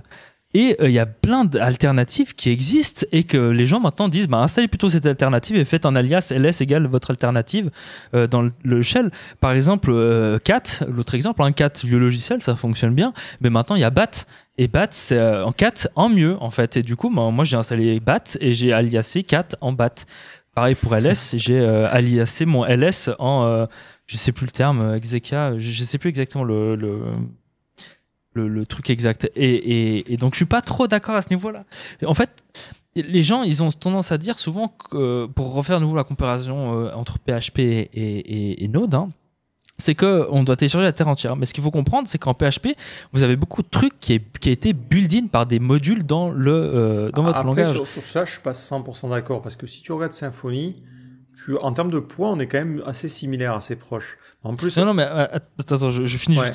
Dans le sens, par exemple, tout le système de connexion à la base de données, oui. PDO, le système de gestion de string et tout ça, en fait, c'est pas compris dans PHP, c'est compris dans un module PHP qui est préinstallé quand vous téléchargez PHP, qui est pas forcément préactivé, mais qui est préinstallé en tout cas. Et ça, dans Node, nous, on l'a pas. Node, nous, c'est vraiment en runtime JavaScript. Basta. Et du coup, ce système de connexion à base de données, on va devoir le télécharger si on en a besoin et il n'est pas préinstallé avec Node en fait. Et ça, c'est un des problèmes qui fait qu'on a des dépendances des fois un peu plus grosses parce qu'on a moins de fonctionnalités en fait qui sont fournies à l'installation. Pour reprendre ton exemple de LS, de Bash, C Shell, Shell, ZSH, etc. Ton système Linux, il vient avec un certain nombre de trucs préinstallés à nouveau. Donc, tu peux pas vraiment comparer avec ce qu'il y a préinstallé quand tu installes le truc. Du coup, tu as une installation plus grosse au départ et un truc très léger et tu vas lui rajouter des schmilblick dessus, en fait. Ouais, mais malgré tout ça, quelqu'un le disait tout à l'heure, sur PHP, par exemple, on a le PSR qui unifie les choses. J'ai l'impression que sur le JavaScript, il y a une culture quand même de se dire, plutôt que d'essayer de forquer, enfin d'améliorer un outil, je recrée un nouvel outil qui va avoir son lot de problèmes, évidemment, mais on se dit pas, j'essaie de construire un outil qui fera bien les choses. Typiquement, les frameworks de test. Aujourd'hui, je veux faire des tests en JavaScript, je bloque un petit peu à me dire, attends, est-ce que j'utilise Jest, qui, avec ma chance légendaire, j'ai un problème dans les 3 premiers tests que je vais écrire, ou je vais chercher quelque chose d'autre. Et tout le temps, après, c'est aussi dans la publication que je vois autour de modules, les gens, quand ils publient un module, ils partent tout de suite avec un article en mode pourquoi le reste est à chier, pourquoi ma librairie elle résout tous les problèmes du monde. Et je pense qu'il y a aussi une partie philosophie dans la manière de créer les choses. C'est pour ça que j'aime bien les packages de Cinderose. Je vais jamais y arriver à le prendre. Cinderesaurus. Voilà, merci. Tu vas me doubler comme ça. Et lui, il fait un package, son truc il marche. Point barre, il est comme ça et il le fait évoluer et c'est en général bien complet quoi. Alors que souvent je vois beaucoup de packages qui font les trucs un peu à moitié. Donc ils disent peut-être faire des petits trucs mais ça veut pas dire de faire des trucs à moitié quoi. Ouais, je suis d'accord avec toi. Après je mettrais à nouveau le problème peut-être à un autre niveau. En gros, Attends, comment bien expliquer ça? Comment bien faire mon politicien là qui va répéter la question 15 fois histoire d'avoir le temps de réfléchir en plus à la réponse. Il y a, voilà. Non, je pense qu'il y a malheureusement une sorte de misconception, je sais pas trop comment le dire je sais même pas si c'est du français misconception, mais malinterprétation de gens qui sont plus externes ou pas trop dans l'écosystème JS et qui ont tendance à justement faire la blague. Voilà, tous les 3 jours, il y a un nouveau framework. Toutes les 2 semaines, on change de langage, j'en sais rien. Tu vois, on entend souvent ces blagues. Et malheureusement, le problème, c'est que ces blagues sont pas forcément fausses. Et les gens, en fait, après, ils ont une façon de penser qui est c'est comme ça. Et du coup, ils vont essayer de trouver toutes les petites bêtes pour dire c'est comme ça. Pour prendre l'exemple que tu as cité, les frameworks de test, moi, j'en connais pas beaucoup. Je connais. Après, il faut aussi faire la différence entre framework de test et test runner. Hein. C'est pas exactement la même chose, mais les frameworks de test, il y a Jest. Qu'est-ce que tu arrives à me citer d'autre? Celui de Cinderorus, là. Qui est je sais plus comment il s'appelle. Après, tu as ceux qu'on utilisait au tout début, là, Mocha et tout. Mais ça, c'est pas des... Oui, mais il permettait de lancer les tests. Avant Jest, il y avait un truc qui était lié à ça, mais je sais plus exactement, c'est un package. Jasmine, les gens disent. Il y a Japa. Japa le hut. Ok, il y a Japa, ouais. Il y a Jest. Karma, c'est pas un framework de test, je vais vérifier. Ouais, c'est ça. Pourquoi séparer le runner? Non, moi, c'est qu'est-ce que j'utilisais pour écrire mes tests, en fait. C'est basiquement ça. C'est un test runner, Karma. Donc, tu peux lancer normalement Japa avec Karma, par exemple. Voilà, avec Karma, tu peux lancer Jasmine, tu peux lancer Mocha, etc. En fait, le problème, c'est que les gens, ils aiment bien faire des blagues, comme d'habitude. Et malheureusement, des fois, c'est des blagues où tu lis en comment ça s'appelle, en headline sur un site, et tu vas faire la blague et regardez, ils ont raison, blablabla, et puis t'as un influenceur qui a 250 000 followers et les gens vont rigoler de ça alors qu'ils ont rien compris, en fait. Ava, c'est aussi un test runner, en fait. C'est pas un framework de test. Alors oui, tu peux écrire tes tests. Il y a Vitest aussi. Voilà, mais maintenant, alors si on fait le récap, pour tester ton front, t'as quoi comme choix? Moi aujourd'hui, c'est Vitest, Jest, Ava. Et les trucs de Mocha et compagnie, là, je sais plus, c'est une combinaison, mais je l'ai fait dans une formation. Ouais, ça existe plus vraiment. Non, on va dire qu'il y en a 3. Tu vois, il y en a 3. C'est pas non plus extraordinairement énorme. Quand tu regardes en PHP, t'as quoi? PHP Unit. Et c'est tout. Best. Behat. Non, mais ça fait 3 aussi. Ouais, mais attends. Ah ça fait 3. À nouveau, c'est comme quand les gens qui disent il y a 26 000 frameworks en côté Node, mais quand tu regardes en PHP, t'as quoi? T'as Laravel, Symfony, t'as Cake PHP, t'as Zen Framework. T'as quoi d'autre? Tu peux faire avec juste s'il existe encore. Codeigniter. Tu peux juste faire avec Alto Router peut-être en routeur, Slim, Silex, Lumen, et à nouveau, tu vois, là on est déjà à 9. Et en fait, il y a le même problème partout. C'est juste que les gens ils aiment bien faire la blague. J'ai l'impression sur l'écosystème. Alors que c'est pas forcément vrai, en fait, tu vois. Ouais, non, mais en fait, malgré tout, on a quand même une certaine unification. En fait, ce que je veux dire, c'est que même si on a plein de frameworks, on s'est à peu près mis d'accord sur les choses. Alors après, je suis d'accord avec toi dans le sens où moins on a de librairies standards, plus c'est le bordel. Je pense à Elixir, par exemple, il n'y a pas, je crois, de type pour les dates. Quand tu fais ça, tu peux être sûr qu'il y a 3 personnes qui vont pas être d'accord sur comment faire des dates. Tu as donc 3 personnes qui ont 3 types de dates différentes, et du coup, dans tous les autres systèmes, ça fait des ramifications hyper relou, quoi. Donc JavaScript a ce problème-là que le moindre truc, il te faut 15 packages, quoi. Donc forcément, suivant ce que tu vas choisir d'utiliser, ça peut être plus ou moins compliqué. C'est ce qui a d'ailleurs ce qui a donné lieu à Moment et compagnie. Hein. C'est que le type date, en soi, en JS, il est pas ouf. Il est pas ouf, quoi. Donc Alors je suis d'accord, et je suis d'accord dans ta remarque initiale qui était le PSR, et ça je trouve que c'est un truc génial qui existe pour l'écosystème PHP, qui permet d'avoir une sorte de nomenclature officielle qui est respectée normalement par les packages. Tu n'es pas obligé de le faire, c'est ça que j'aimerais bien dans la gestionnaire des paquets, c'est qu'on dise un paquet doit être publié de cette manière-là. À la limite, le gestionnaire de paquets, lui, il va recevoir le code d'une certaine manière uniformisée. Donc on dit c'est Legma avec ces modules-là, plus de var par exemple, typiquement, on met des trucs un peu chiants aussi. Et après, c'est, comme tu disais au tout début, c'est à nous, quand on télécharge le paquet, de se dire, ok, moi j'ai besoin d'une vieille version pour les vieux navigateurs, donc c'est à ma charge de venir compiler les trucs, quoi. Et d'éviter justement d'avoir ça. Après, pour tout ce qui est test, je dis ça parce qu'à chaque fois que j'ai un projet en TypeScript, par exemple, et que j'essaie de lancer des tests, bah, je passe 2 heures à choisir le test runner parce que Jest, typiquement avec TypeScript, il te demande d'installer Babel. Et Babel, moi, c'est le truc que j'ai. Jest, c'est un enfer. Ouais. Moi, je l'utilise pas. En fait, le gros problème à nouveau qu'on a dans cet écosystème JS, et malheureusement, on va faire avec, c'est qu'on doit tourner à nouveau, mais dans des runtimes différents. Et malheureusement, il y a beaucoup de gens qui pensent en fait que le front et le back, ça doit être agnostique. Du coup, tu dois avoir des librairies qui doivent tourner dans les deux. Du coup, des librairies qui doivent tout faire en fait. Et le problème, c'est que c'est pas vrai. C'est pour ça, par exemple, que beaucoup de gens râlaient que Fetch n'existe pas dans Node.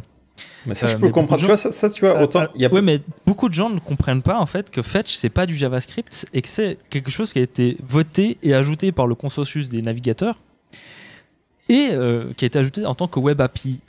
Et le truc, c'est qu'ils veulent Fetch dans Node, mais Fetch, ils se rendent pas compte que tu peux faire. En fait, c'est genre 10% de ce que tu pourrais faire sur Node au niveau des features, termes de features.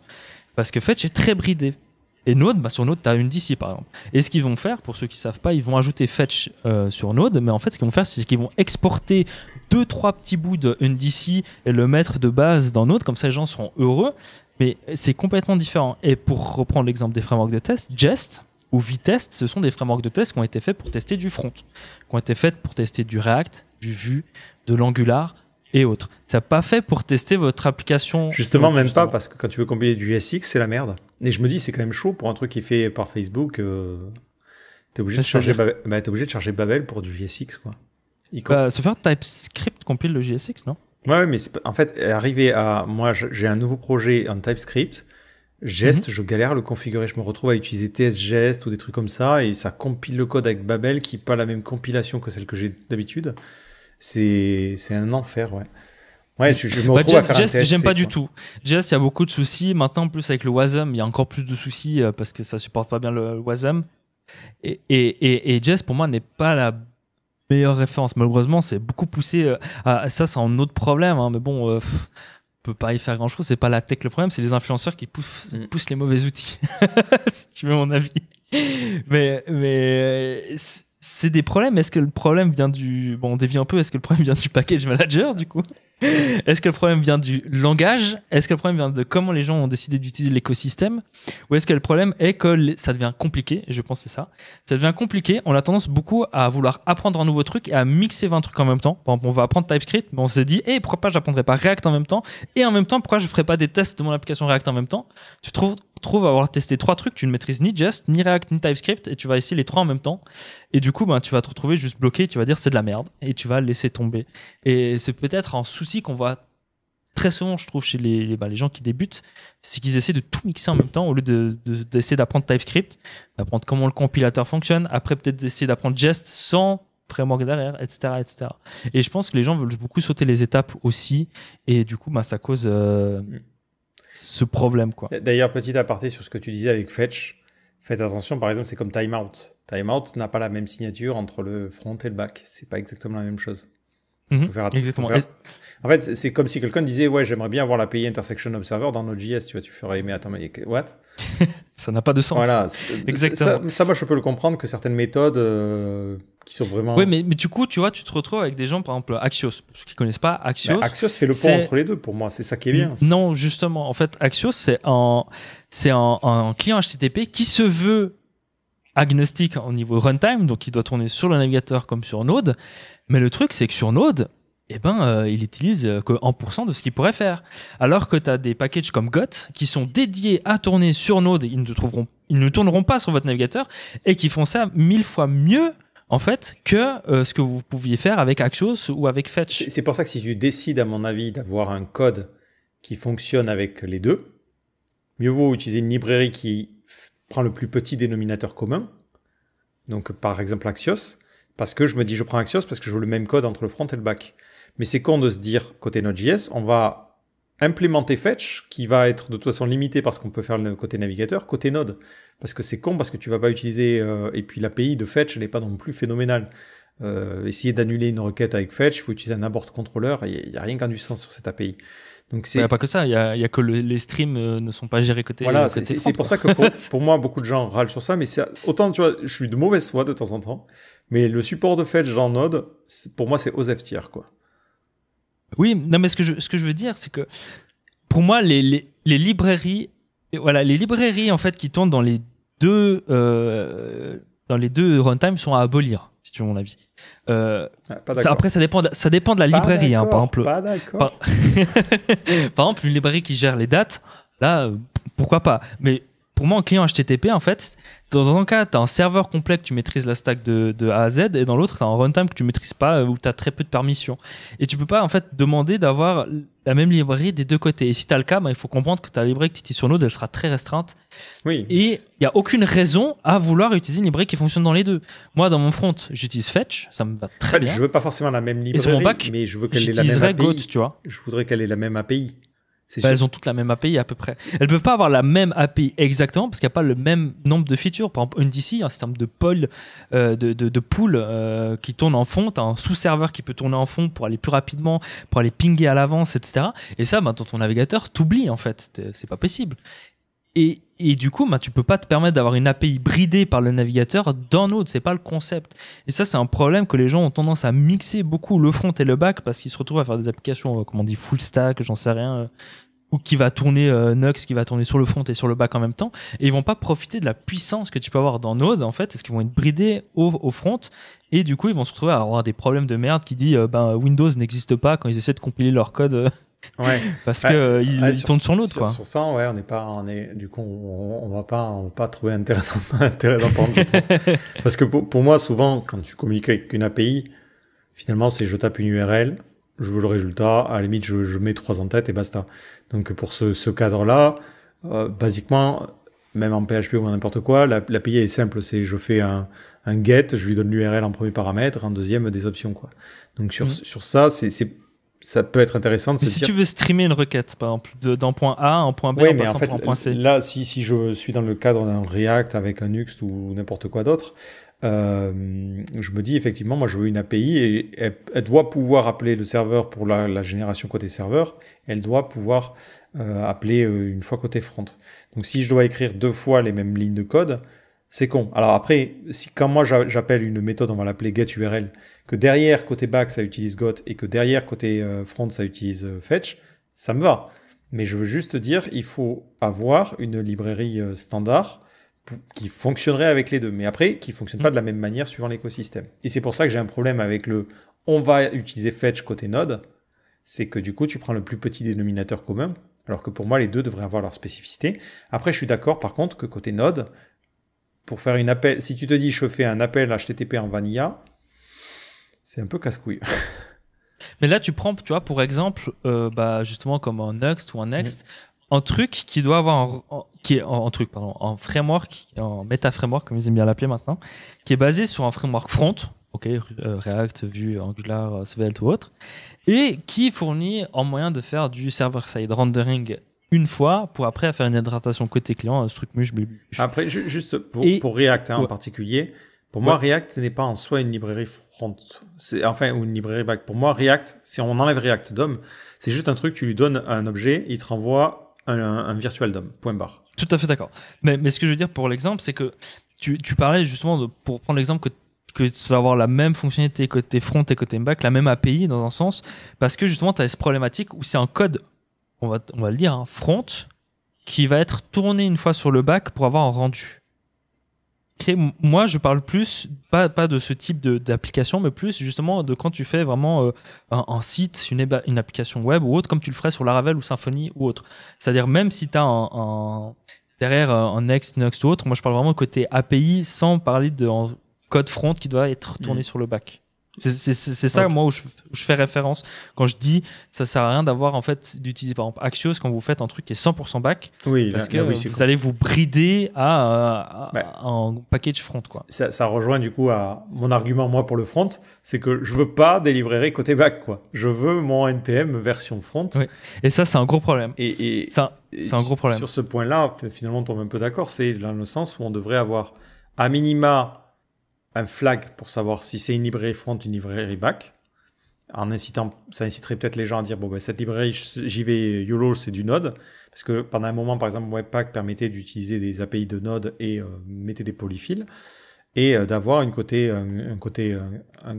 la même chose côté front si on le souhaite. Bon, moi, je suis en mode encore plus extrême, en mode il faudrait créer chacun son package manager. mais en vrai, ouais, c'est l'idée. Et je pense que cette philosophie de se dire on veut avoir un code partagé, on essaie de publier pour que ça fonctionne pour les deux, c'est un IA problème au final.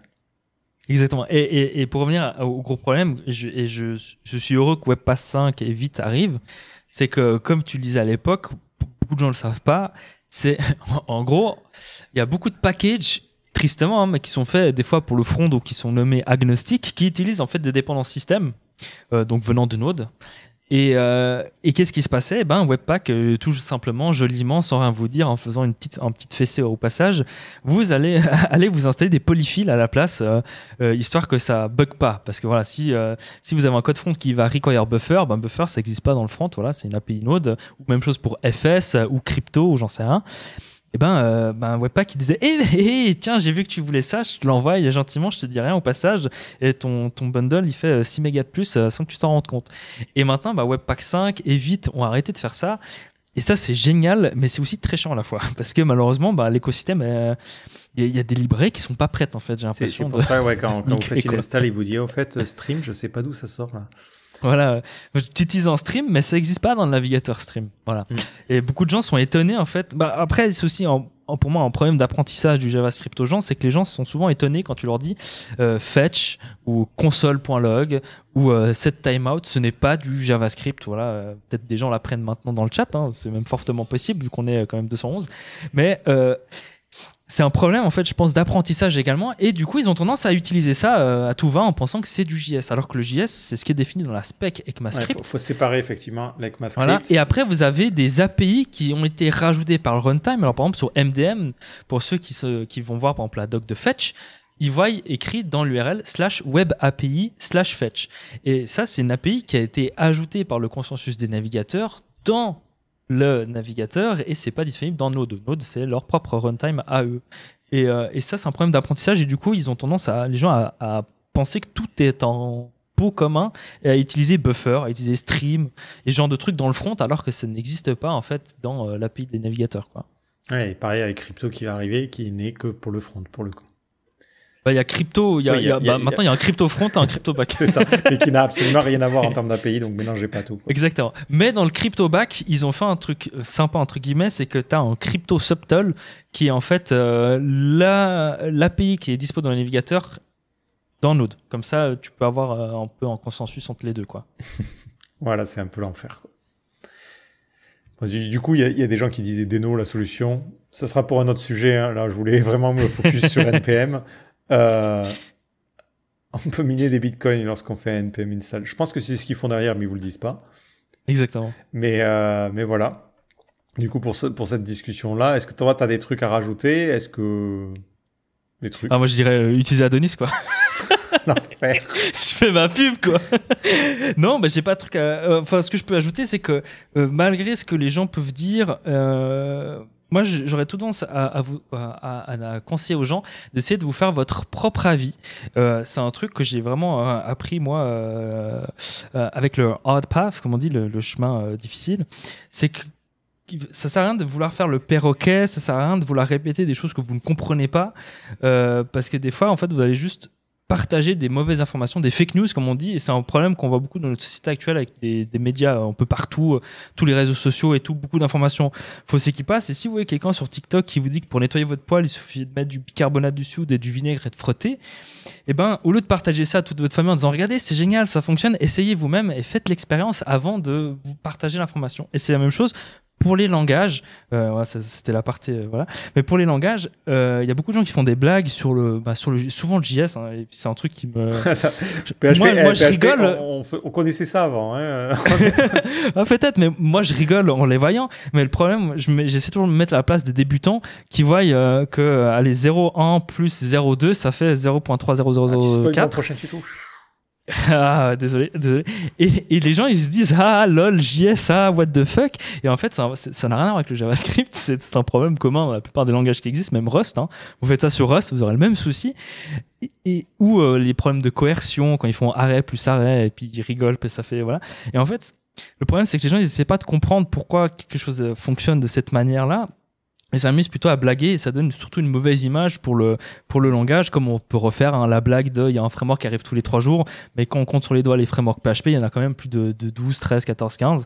Donc c'est aussi le même problème. Donc je sais pas pourquoi, mais j'ai l'impression qu'il y a aussi, tu sais, un peu une envie de vouloir faire les haters maximalistes dans une tech ou autre, alors qu'il faut simplement rester ouvert en fait à toute proposition. Vous n'êtes pas lié, comme tu avais fait ta présentation à la Synconf, vous n'êtes pas lié à un langage pour votre vie en fait. Vous allez découvrir des technos au fur et à mesure et c'est génial parce que vous allez pouvoir après pratiquer dans votre techno que vous aimez bien, peut-être un truc que vous avez appris dans une autre techno ou dans un autre projet et autres. Et ça c'est génial. Donc restez, essayez en conseil, vraiment essayer de rester ouvert à ce qui peut exister ailleurs, à essayer de comprendre pourquoi les choses ont été faites d'une certaine façon, à pas rejeter de la haine dès que vous pouvez, etc. dans une techno. Et je vise personne, hein, bien évidemment, c'est un truc sorti comme ça, réfléchi à l'instant T, quoi. Ouais, typiquement, par exemple, ne détestez pas NPM, YARN ou compagnie. Utilisez-le et là vous comprendrez pourquoi vous détesterez. Exactement, voilà. Utilisez-le et après râlez dessus. C'est pareil. Mais utilisez-le avant. Si tout le monde vous dit que le front c'est l'enfer, attendez, faites du front et vous allez voir ce que c'est le vrai enfer, quoi. Voilà. Une pire conclusion. mais voilà, c'est vraiment le problème des fake news. Essayez de ne pas répéter juste pour répéter, essayez de comprendre avant et d'essayer vous-même aussi. Parce qu'il y a beaucoup de trucs faux partagés et qui est repartagé. Ou combien de gens ici, et moi-même compris, hein, je lis le titre d'un article, je le partage. Et je m'arrête au titre, je ne lis pas le contenu. Alors, le titre, sauf pour les tutos de Graphic Art, là, vous pouvez juste lire le titre et partager. Là, je partage juste pas, en fait. Ah merde. et pour moi, par rapport à ce que quelqu'un dit, pour moi, le vrai truc aussi qu'il faut retenir, c'est que en tant que développeur, on a aussi notre poids. C'est-à-dire que si on estime que quelque chose ne fonctionne pas ou ne va pas, on a deux manières d'appréhender les problèmes. La première, c'est de râler, mais de rien faire.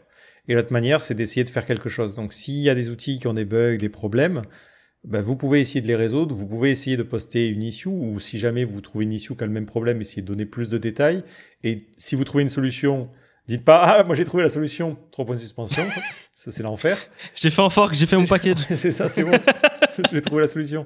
Et par rapport à toutes ces problématiques-là, moi, par exemple, typiquement, je ne supporte pas l'état où on en est dans le front, mais c'est à nous aussi de faire les choix techniques en fonction de la situation. Si on estime qu'on n'a pas envie d'installer 15 millions de dépendances et d'être pris dans cet enfer-là, ben, c'est à vous de vous dire, OK, ben, dans ce cas-là, je décide de pas les utiliser, mais je m'emmerde moi-même à la place à essayer de faire mes trucs moi-même, quoi. C'est pas forcément la bonne solution, hein. Attention, je dis pas ça.